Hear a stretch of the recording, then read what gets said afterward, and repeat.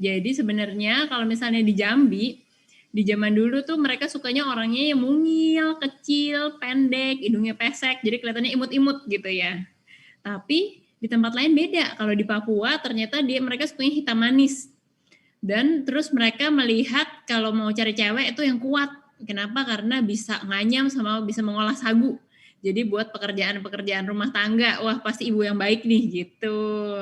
Sedangkan kalau di suku Batak pada zaman dulu mereka carinya yang kakinya lebar.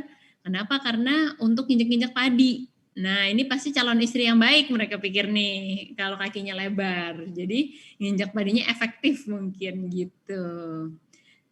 Nah terus pada dasarnya dari Sabang sampai Merauke kita berbeda-beda. Jadi cantik Indonesia tuh berbeda-beda. Kita lihat cantik orang Aceh, kok mukanya kayak bisa kayak agak Arab-Arab gitu.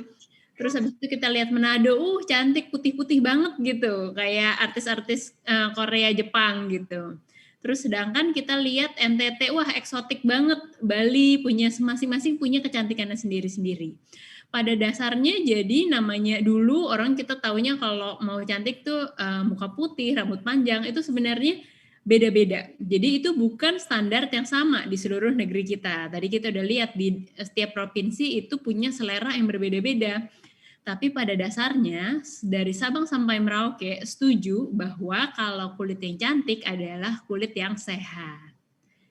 Nah, jadi ini tadi kita ngomongin Indonesia. Nah, gimana kalau mancanegara?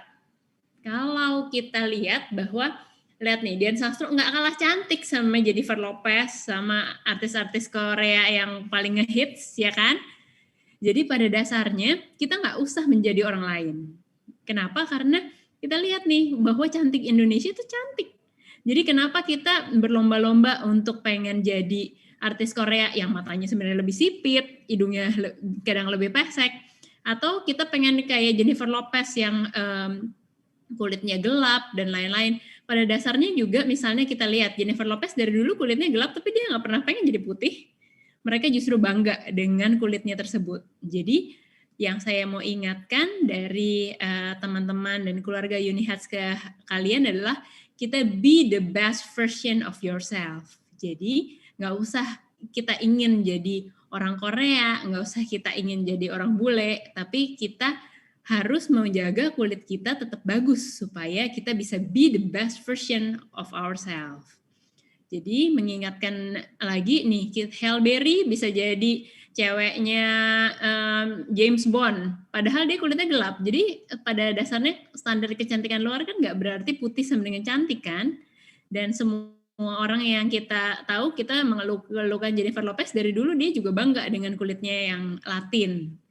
Jadi kita tidak perlu kita harus jadi putih, tapi kita boleh gelap, kita boleh putih, dua-duanya sama-sama cantik. Tapi jangan belang dong kalau kayak gini. Jadi pada dasarnya kita boleh warna kulit apapun, tapi jangan belang-belang. Jadi kita harus memiliki warna kulit yang rata supaya kita enak dipandang. Kalau kita lihat tadi Halle Berry sama Jennifer Lopez, saya balik lagi, kulitnya rata nggak? Atas sampai bawah? Rata kan dia, maksudnya dia boleh kulitnya agak tan, tapi yang penting warna kulitnya rata. Kalau ini warna kulitnya aslinya putih, tapi kalau jadi belang-belang malah nggak jadi bagus kan. Jadi pada dasarnya warna kulit yang rata juga penting.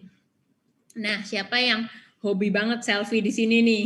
Mungkin nggak semuanya suka ngepost sih, tapi diem-diem sebenarnya suka juga kan, pakai kamera depan, pakai kamera selfie, terus habis itu ngaca-ngaca sendiri, terus potret-potret sendiri, pasti juga banyak kan koleksinya di kamera. Jadi pada dasarnya apalagi pandemi dari tahun 2020, kita jarang ada foto sama temen, kita banyaknya foto selfie nih. Nah, tapi foto selfie sekarang yang di-post kayaknya hampir semuanya nggak pakai filter deh, nggak ada yang nggak pakai filter deh. Jadi kita udah living in this namanya filter world. Jadi semua orang pakai filter. Nah kalau di filter kita lihat nggak kulitnya jadi bagus nggak? Nah kita lihat kenapa kulitnya jadi bagus. Padahal orangnya sama, matanya nggak lebih gede, hidungnya nggak lebih mancung, mulutnya ukurannya juga sama. Yang membuat jadi lebih bagus kalau pakai filter itu karena warna kulitnya jadi rata. Coba kita lihat, ya nggak? Kita lihat yang ini dahinya yang di sebelah kiri yang before, itu kan warna kulitnya ada yang gelap, ada yang terang, ada jerawatnya, ada fleknya.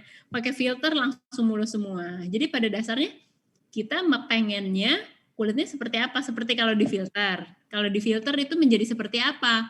Warna kulitnya jadi rata, terus kelihatannya jadi mulus ya kan? Terus flek-fleknya hilang. Begitu juga sama foto editing. Jadi sekarang ada banyak editing, ada beauty 360, ada face app, ada Snapseed. Intinya semuanya pengennya kulitnya menjadi lebih halus. Padahal kan kita lihat nggak, mukanya kan hidungnya nggak tambah mancung dan lain-lain. Tapi kenapa kita semua pakai filter, pakai edit supaya kulitnya rata? Jadi kenapa kita nggak langsung aja kita jadikan kulit kita menjadi lebih sehat gitu. Jadi apa definisi kulit sehat? Jadi seperti apa sih kulit yang kita impikan? Maunya kan kulit kayak begini nih, ya kan? Pada dasarnya kulit yang kayak begini itu kayak apa? Plump. Jadi kita bilangnya kenyal gitu loh. Jadi kayak mochi gitu, kayak kenyal, dewy. Dewy itu kayak embun gitu, kayaknya fresh. Terus habis itu lembab. Kelihatan kan di sini lembab, terus glowing, kok kayaknya bercahaya, smooth, mulus banget, nggak ada pori-porinya. Terus habis itu plasticity, jadi dia nggak sagging kayak orang tua, jadi dia kenceng. Nah, jadi bisa kita simpulkan untuk mendapatkannya itu, kulit seperti itu, satu, produksi minyak kita harus cukup. Kedua, skin barrier kita harus kuat. Dan kulitnya nggak mudah merah-merah. Jadi bukan cuma flek doang, cuma kadang-kadang kita juga sering ada merah-merah yang bikin nggak sedap dipandang. Terus kita punya fungsi sel penghasil pigmen yang normal. Warna kulitnya tadi rata, seperti yang aku bilang ya, setelah difilter jadi rata. Terus habis itu tidak mudah menjadi penuaan. Tentu kalau kita kulitnya lebih aging, tentu dia nggak tampak lebih cantik kan. Nah ini yang jadinya yang banyak dikeluhkan adalah kulit kusam. Nah, pada dasarnya kenapa sih seseorang bilang kulitnya kulit kusam? Nah, ini ada penelitian bahwa ini ada kulit yang kusam sama satu lagi kita bilang translucent. Jadi kayak kulitnya kayak artis-artis Korea. Nah, kalau kulit kusam itu warna kulitnya nggak rata, tadi yang saya bilang uneven skin tone dan teksturnya kasar. Kalau kita gedein lihat nih ada pori-porinya. Jadi kalau kayak kita lihat si tekstur misalnya porselen yang mulus sama tekstur jalanan yang kasar kan kita bisa lihat sebenarnya dari jauh teksturnya. Jadi kulit juga begitu. Jadi kalau kulit sebenarnya tekstur yang mulus itu akan tampak dari luar. Dan kalau dia teksturnya kalau kita lihat kayak porselen, tentunya dia memantulkan cahaya kan. Makanya jadinya kayak orang Korea yang ini nih, tuh ya kan dia memantulkan cahaya. Kenapa? Karena permukaannya licin banget gitu. Nah, jadi kita harus pelajari apa sih yang kita mesti waspada karena sebelum kita ngomongin penanganan dan solusi, kita juga harus tahu trigger dan penyebabnya apa supaya kita bisa hindari. Jadi pencegahan lebih penting dari mengobati. Pertama, matahari. Jadi kita udah tahu kalau misalnya kita jemur-jemuran, kita pergi ke Bali, kita pergi ke Ancol, pasti pulang kusam kan. Nah, itu kenapa? Karena tentunya matahari juga bikin kulit kita kusam. Kedua, memang warna kulit berbeda-beda. Jadi ada berbagai etnis dan genetik yang akan mempengaruhi warna kulit kita. Dan ini adalah tipe-tipe warna kulit. Warna kulit orang Indonesia tuh kira-kira di mana sih?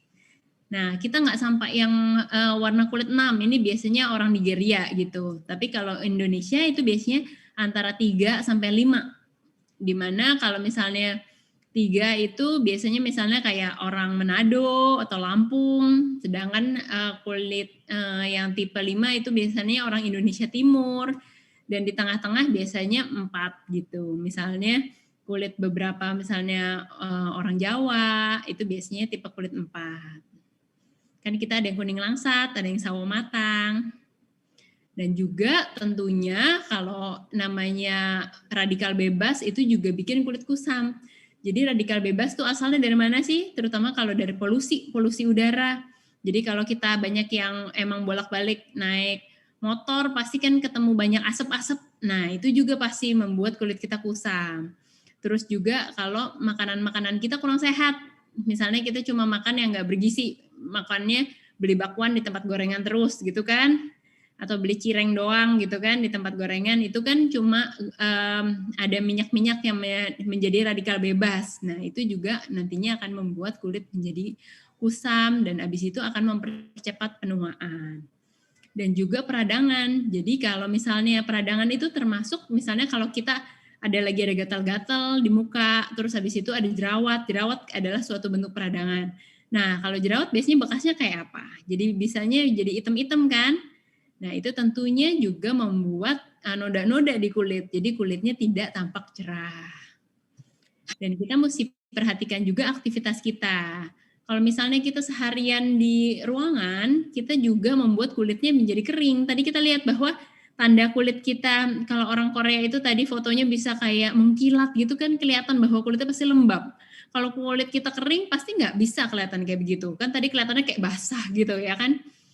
Itu tidak akan terjadi kalau kulit kita tuh kering kerontang. Kemudian kalau misalnya kita keluar juga, makanya kita harus ingat bahwa kita pakai sunscreen. Jadi sekarang ada tren pada naik sepeda, pada lari, jangan lupa pakai sunscreen karena tadi namanya ultraviolet dapat membuat kulit kita kusam.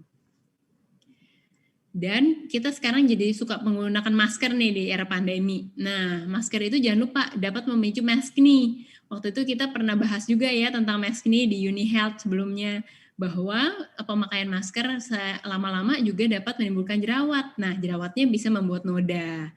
Terus kalau kita pakai masker, kamu bayangin deh, terus lari di sini. Kira-kira yang gosong mananya duluan kalau kita pakai masker begini? Pasti jidatnya duluan dong, ya nggak? Jadi kulitnya jadi belang. Nah, itu yang kita namakan uneven skin tone. Nah, contohnya begini. Ini wanita cantik kan? Kalau kita lihat dia cantik, tapi yang kita lihat bahwa kok dahi sama wajahnya berbeda warnanya. Nah, ini yang tadi saya bilang namanya uneven skin tone. Contohnya kita pergi keluar olahraga pakai masker. Ini dengan kulit dia yang sama, saya gedein. Yang satu di sini 50 kali lipat, yang sini yang di pipi. Kita bisa lihat sebenarnya kalau kita gedein ini sebenarnya beda berapa warna foundation nih. Kalau yang satu mungkin warnanya nomor 1, yang satu mungkin warnanya nomor 5 gitu. Bisa banyak beda warnanya. Jadi kita bisa lihat bahwa efek sinar matahari terhadap kulit itu akan membuat kulit kusam. Dan kita juga bisa lihat dia sebenarnya cantik, tapi lihat di dahinya juga banyak noda-noda bekas jerawat juga. Nah, ini juga kadang-kadang uneven skin tone memang secara genetik bisa terjadi di orang-orang. Jadi bukan cuma karena matahari, misalnya di daerah sini. Kadang-kadang ada orang yang ada gelap di daerah sini. Tapi kalau kita dapat merawat kulit dengan benar, kita bisa ilangin. Nah, ini adalah contohnya. Kalau kita lihat kan yang kiri sama yang kanan, kalau kita lihat warna kulitnya kan nggak berbeda. Dia tetap dengan warna kulit yang sama. Tapi kita bisa lihat dong jelas mana yang kusam, mana yang enggak. Ya kan? Jadi kalau kita kulitnya kusam, banyak kulit mati, terus banyak kena radikal bebas polusi, tentu kita bisa lihat hasil kulitnya tuh, kulit kalau dirawat pasti berbeda.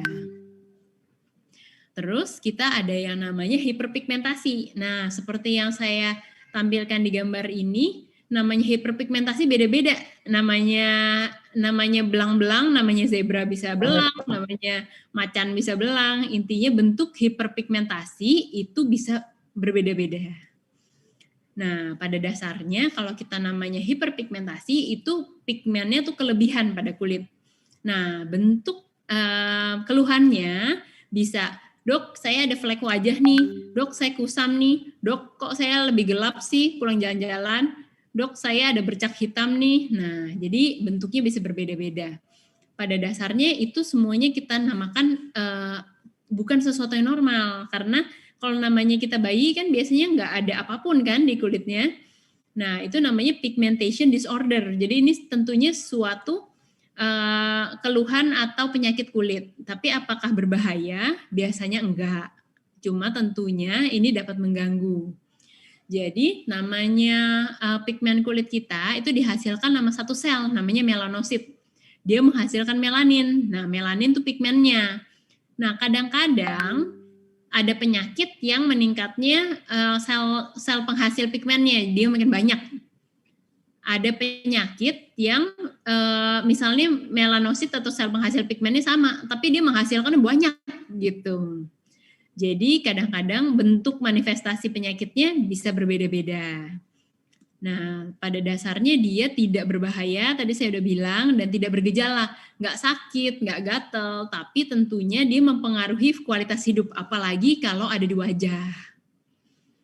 Nah, bentuk flek-fleknya ini kadang-kadang berbeda-beda. Kita lihat ada orang yang fleknya warnanya coklat muda, ada yang coklat tua, ada yang coklat kehitaman, ada yang hitam banget, misalnya kayak tai lalat gitu kan.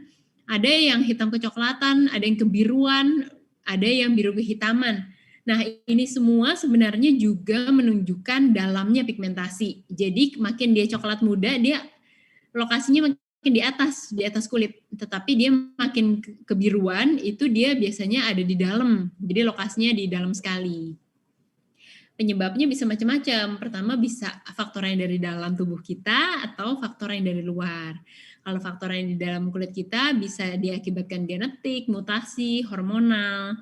Dan kalau faktor yang dari luar misalnya pajanan sinar matahari, karena kita gosok-gosok, karena kita kopek-kopek jerawatnya, jadi ada trauma. Terus ada misalnya penggunaan skincare yang salah. Nah, pada dasarnya kalau kita kulitnya berjemur jadi gelap, itu karena ultraviolet. Tapi secara spesifik itu biasanya ultraviolet A. Nah, yang membuat pigmentasi juga terutama ultraviolet, kalau misalnya orang di kulit putih, kayak yang di atas nih, itu biasanya manifestasinya fleknya freckles.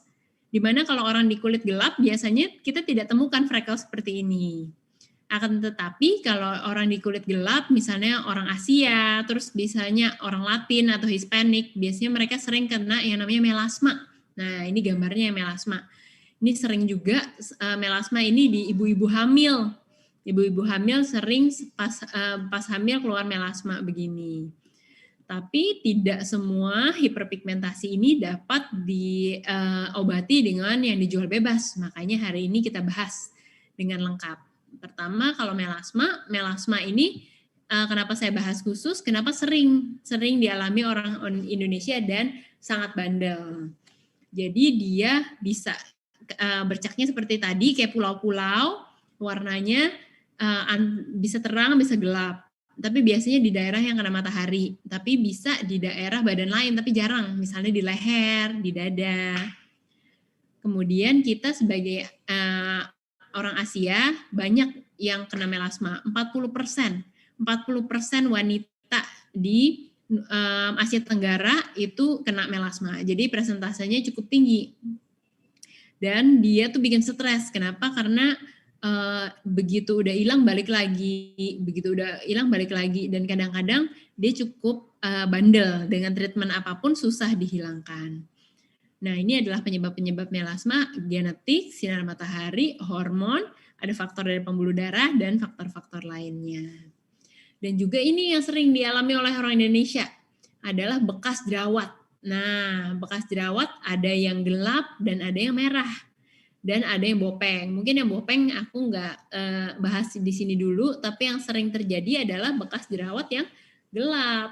Karena orang Indonesia tipe kulitnya gelap. Jadi kalau orang dengan tipe kulit gelap biasanya terjadi bekas jerawat yang gelap seperti di atas. Tapi kalau orang tipe kulitnya putih, nah kita lihat yang bawah kan tipe kulitnya putih. Nah, bekas jerawatnya makanya warnanya merah.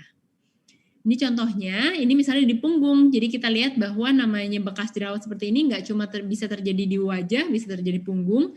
Dan yang di kanan ini biasanya juga suka terjadi. Orang bilangnya darah manis. Padahal dia tuh sebenarnya gara-gara digigit nyamuk. Karena digigit nyamuk, digaruk, terus habis itu bekasnya hitam dan susah hilang.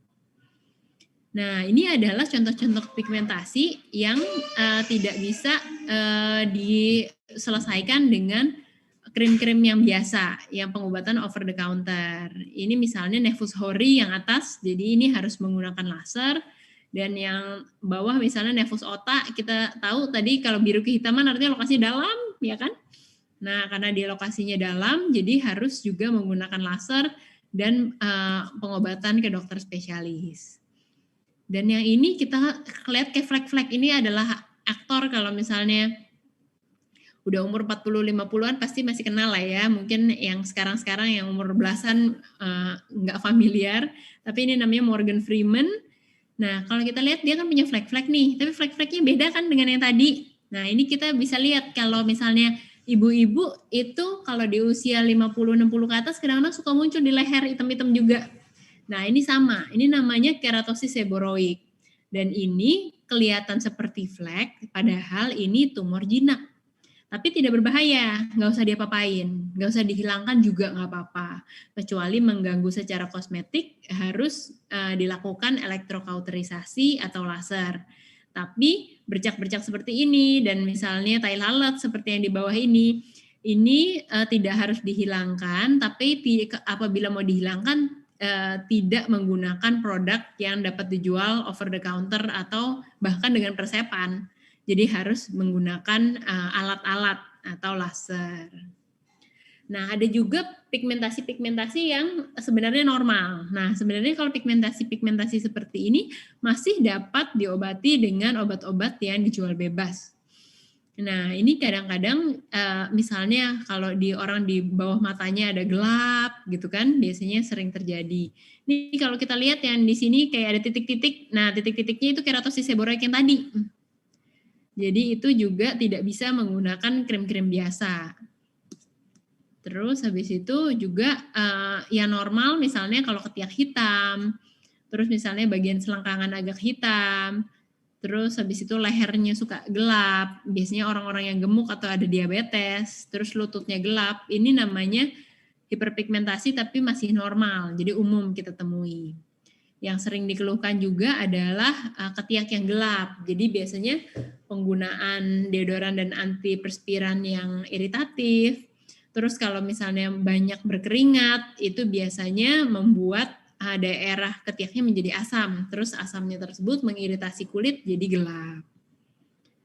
Nah, ini juga sekarang dari kita ngomongin kulit kusam dan kita ngomongin hiperpigmentasi, sekarang kita mau tahu dong solusinya apa. Kita mau tahu skincare yang bagusnya kita pakai tuh yang kayak apa sih? Pada dasarnya sebelum kita masuk ke pengobatan-pengobatan atau ingredients yang dapat membuat pigmentasi menjadi lebih cerah, kita mesti ingat bahwa ada 3 basic skincare yang harus kita pakai, yaitu pembersih yang lembut, kita memakai moisturizer, dan kita memakai sunscreen kalau kita mau pergi keluar atau kena matahari. Nah, kalau misalnya hal-hal yang ingredients atau skincare yang dapat membuat pigmentasi menjadi lebih cerah, biasanya kalau kita lihat labelnya, tulisannya kalau nggak whitening, brightening, lightening, mungkin ini agak berbeda-beda tapi tujuannya sama. Dan kadang-kadang di dalam satu produk itu, kita bilang ingredients ini bagus, itu bagus, tapi biasanya dalam satu produk kadang-kadang itu kombinasi. Ada misalnya ingredients yang menghancurkan pigmen. Ada yang sebenarnya cuma membuat pigmennya lebih cerah gitu. Jadi sebenarnya fungsi dari ingredients berbeda-beda. Jadi saya sampaikan konsepnya dulu. Jadi yang satu intinya untuk menghancurkan pigmen. Yang kedua itu sunscreen, yaitu dia untuk mencegah supaya kulit kita nggak hitam lagi. Kalau kita udah buatin jadi cerah, besokannya kita naik motor lagi, gelap lagi, ya kan? Nggak selesai-selesai. Terus dan yang terakhir kita ada obat yang untuk meningkatkan laju pergantian kulit. Jadi kalau kulitnya ganti lebih cepat, kulitnya menjadi lebih cerah. Nah, kita juga sering dengar bahwa perlu exfoliation nggak sih? Perlu eksfoliasi nggak sih? Nah, eksfoliasi itu memang dapat membantu untuk mencerahkan kulit. Kenapa? Karena nih kita lihat bahwa dia bisa membuat pigmen menjadi terbuang, terutama pigmen yang lokasi di atas ya, dan even out skin tone, jadi meratakan warna kulit. Terus kalau ada kerut-kerut dapat tampak berkurang, terus bisa teksturnya, tadi kan kita bilang bahwa kalau teksturnya kasar jadi kusam, dia dapat membuat teksturnya menjadi lebih licin. Dan dia juga dapat membuat bekas-bekas jerawat menjadi lebih cerah. Nah, pada dasarnya namanya peeling itu atau eksfoliasi atau peeling itu kan ada berbagai kedalaman. Ada yang kedalamannya cuma di atas, ada yang lebih dalam. Nah, kalau kalian di klinik mungkin kita bisa dapat yang medium atau di peel, tapi biasanya kalau di produk over the counter yang kita buang tuh cuma yang di atas ini. Cuma di lapisan paling atas. Jadi orang-orang suka bilang, itu kulitnya jadi tipis gak sih? Kulitnya jadi tipis gak sih? Sebenarnya enggak. Yang kita buang tuh cuma kulit mati. Kan kulit mati memang akan ngelupas. Jadi pada dasarnya peeling itu tidak membuat kulit menjadi lebih tipis. Justru kalau kita balik lagi, dia increase kolagen dan elastin. Jadi kalau kita lakukan secara rutin bahwa sebenarnya dia juga dapat meningkatkan kolagen dan elastin. Jadi outputnya justru kulitnya bisa menjadi lebih tebal. Dan yang dia buang bukan kulit kita. Kulit tuh seperti ini. Yang dia bisa buang kalau di over the counter tuh cuma bagian yang paling atas aja. Jadi kulit mati. Nah, salah satu ingredients yang banyak dipakai adalah alpha hydroxy acid. Jadi dia caranya bahwa jadi kulit itu kayak batu bata sama semen. Jadi kalau dikasih alpha hydroxy acid, semennya itu menjadi lunak gitu. Jadi kulitnya itu gampang copot. Jadi kulitnya itu secara natural nanti bisa gampang terkelupas sendiri. Jadi dia bukan dengan memaksa, tapi dia membuat ikatan antar kulitnya menjadi lebih renggang. Jadinya nanti dia lebih gampang mengelupas. Sehingga dia juga membantu flek-fleknya. Contohnya kalau kita lihat di ingredients di belakang ada glycolic acid, lactic acid, mandelic acid, malic acid, tartaric acid, dan lain-lain. Nah juga semua orang udah tahu lah ya manfaat vitamin C. Vitamin C kan kita udah tahu dia mencerahkan kulit. Tapi selain mencerahkan kulit dan flek-fleknya, dia punya banyak benefit yang bagus. Misalnya dia membuat kolagennya menjadi lebih tinggi. Terus tadi kan kita bilang bahwa radikal bebas kan jahat buat kulit. Nah, dia dapat untuk mengurangi impact dari radikal bebas tersebut. Terus dia juga membuat kita kelihatan awet muda. Nah, terus kalau kita lihat di sini, dia juga vitamin C dapat membuat melindungi kita dari bahaya sinar matahari. Jadi dia melindungi kulit kita, dia meningkatkan produksi kolagen, terus kalau kita ada luka dia lebih gampang sembuh, terus dia membuat kulit kita menjadi lebih kenyal. Ada juga ingredients yang namanya niacinamide. Niacinamide ini sebenarnya vitamin B. Vitamin B dia jadi merupakan antioksidan, jadi dia aman sekali buat kulit dan cocok untuk even buat kulit yang sensitif sekalipun. Dia bisa mengurangi hiperpigmentasi, mengurangi kerutan, dan membuat kulitnya bisa menjadi lebih elastis. Jadi dia banyak fungsinya. Jadi dia kalau untuk bekas jerawat yang untuk orang jerawatan membantu, bekas jerawat merah membantu, bekas jerawat hitam juga membantu. Dan aman sekali. Nah ini juga ada ingredients yang kita namakan DMAE. Kalau DMAE itu dia meningkatkan produksi asetilkolin, jadi mukanya tuh kayak jadi kenceng. Jadi kalau asetilkolin itu sebenarnya adanya di otot. Jadi karena ototnya kontraksinya yang dia mainkan, jadi kulitnya jadi kayak lebih kencang. Jadi dia mengencangkan kulit yang udah sagging. Dia juga bahan yang relatif sebenarnya cukup baru di pasaran. Nah, kalau yang ini mungkin udah tidak asing lagi. Kita sering dengar namanya aloe vera. Aloe vera banyak kita tanam, banyak kita pakai buat rambut, banyak kita makan, banyak kita pakai di dalam minuman. Ini atau di bahasa Indonesia kita selalu bilangnya lidah buaya. Jadi biasanya gelnya ini yang punya khasiat, jadi dia meningkatkan produksi kolagen dan dia dapat membantu kita untuk menghindari bahaya sinar matahari. Dia juga melembabkan kulit dan antiseptik. Kemudian mungkin ini jarang orang jarang dengar, tapi ini ingredients yang salah satu yang sangat ampuh untuk pigmentasi adalah arbutin. Jadi arbutin adalah sebenarnya turunan dari hydroquinone. Kita pernah dengar kan hydroquinone bahwa waduh ada produk-produk ilegal mengandung hydroquinone. Nah, jadi dia sebenarnya efektif seperti hydroquinone, tapi dia tidak toksik. Jadi dia boleh ingredients yang sudah aman, dinyatakan aman oleh BPOM dan dapat dijual di produk over the counter. Jadi dia lightening agent. Terus dia juga mengandung antioksidan. Terus salah satu ingredients yang juga banyak lagi digemari adalah peptide. Peptide ini sebenarnya fungsinya banyak sekali, tapi ingredients yang peptide yang saya bahas hanya yang ada di dalam produk UniHealth ini, yaitu Tego Cosmo dan Chromo Bright. Jadi pada dasarnya Tego Cosmo dan Chromo Bright isinya adalah berbagai macam peptide dan berbagai kandungan di dalamnya. Pada dasarnya mereka menghambat produksi melanin, mencerahkan kulit, dan membantu melawan penuaan juga. Kemudian vitamin E, tadi kita udah ngomongin vitamin B, kita udah ngomongin vitamin C, sekarang kita ngomongin vitamin E. Nah, vitamin E ini juga melindungi kita terhadap sinar UV, dia sebagai antioksidan, antiinflamasi, dan dia membantu regulasi vitamin lain, yaitu vitamin A. Vitamin A ini penting karena vitamin A akan berguna untuk membantu meregenerasi kulit kita dan melindungi kulit kita dari lingkungan yang luar. Jadi sehingga benefit vitamin E seperti ini. Jadi dia bisa melembabkan kulit, terus habis itu membantu melawan penuaan, kita bisa membantu untuk melawan flek-flek hitam, kemudian membersihkan kulit, dan lain-lain. Kemudian ada yang namanya vitamin B5 atau pantenol.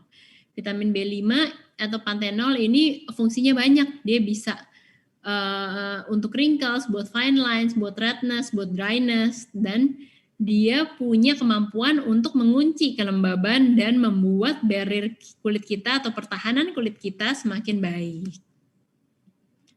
Nah, ini pada dasarnya pantenol dapat kita gunakan untuk menyembuhkan kulit-kulit yang retak-retak. Jadi siapa banyak yang retak-retak kalau karena pakai banyak hand sanitizer, nah ini dia dapat membantu untuk memperbaiki skin damage, untuk penyembuhan luka, untuk penyembuhan iritasi, dan penyembuhan peradangan pada kulit. Dan dia juga dapat membantu untuk melawan penuaan. Shea butter, ada yang pernah dengar shea butter? Shea butter ini salah satu ingredients yang lumayan terkenal, biasanya di pelembab-pelembab yang mahal seperti L'Occitane itu biasanya mengandung shea butter. Dia sebenarnya sangat oily ya, sangat oklusif. Jadi dia seperti namanya butter, kita bayangin kan kayak mentega gitu. Jadi dia sangat dapat melembabkan kulit. Terus dia ada anti radangnya juga. Dan dia punya benefit untuk memperbaiki barrier kulit dan meningkatkan produksi kolagen. Kalau ada yang pernah dengar papain, nah, papain itu ada sebenarnya derivatnya dapat dari pepaya. Papain itu dari pepaya. Dia sifatnya kalau sebenarnya seperti eksfoliasi. Jadi dia seperti AHA, jadi dia dapat membantu untuk melepaskan sel kulit mati. Jadi lapisan teratas kulit kita terbantu untuk diangkat. Pada dasarnya dia ekstrak pepaya. Nah, jadi dia aman sekali digunakan karena juga dari bahan yang sangat natural.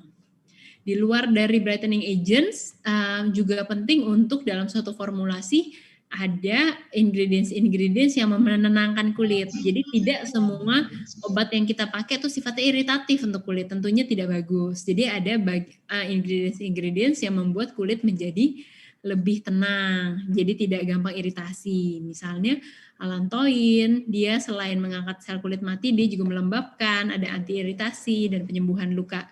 Water lily cantik sekali ya bunganya yang seperti bunga teratai. Jadi dia tinggi antioksidan, menangkal radikal bebas, dan membuat kulit kusamnya hilang. Dan juga ada yang namanya bisabolol. Bisabolol itu anti radang, antibakteri, dan dapat menyembuhkan luka. Dan yang terakhir, jangan lupa setelah kita pakai ingredients itu semua, jangan lupa pencegahannya. Jangan lupa bahwa kita harus investasi juga pada sunscreen atau tabir surya. Karena menurut saya itu the best long-term investment for your skin. Jadi sebelum kita rutin pakai serum-serum, kita jangan lupa pakai sunscreen-nya juga. Karena namanya flek hitam dan lain-lain tentunya juga sangat dipengaruhi oleh matahari. Jadi kalau kita udah pakai serum-serum tapi kita masih banyak kena matahari, tentunya nanti usaha kita jadi sia-sia. Nah, sunscreen itu apa? Pada dasarnya dia dapat melindungi kita dari bahaya-bahayanya sinar matahari. Baik dia bisa melindungi kita baik dari UVA dan UVB, tergantung dari spektrum dari sunscreen tersebut.